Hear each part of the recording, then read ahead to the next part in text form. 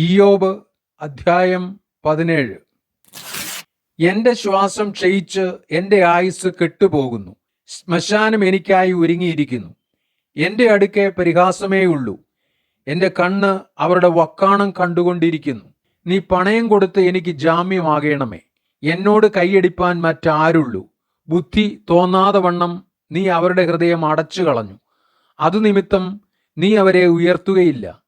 ഒരുത്തൻ സ്നേഹിതന്മാരെ കവർച്ചയ്ക്കായി കാണിച്ചു കൊടുത്താൽ അവന്റെ മക്കളുടെ കണ്ണ് മങ്ങിപ്പോകും.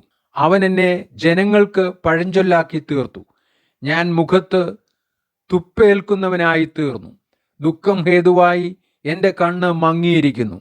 എൻ്റെ അവയവങ്ങളൊക്കെയും നിഴൽ പോലെ തന്നെ.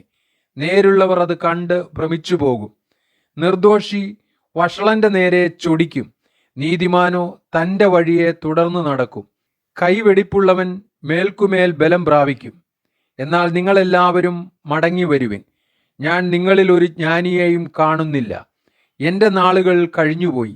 എൻ്റെ ഉദ്ദേശങ്ങൾക്ക്, എൻ്റെ ഹൃദയത്തിലെ നിരൂപണങ്ങൾക്ക് ഭംഗം വന്നു. അവർ രാത്രിയെ പകലാക്കുന്നു. വെളിച്ചം ഇരുട്ടിനേക്കാൾ അടുത്തിരിക്കുന്നുപോൽ.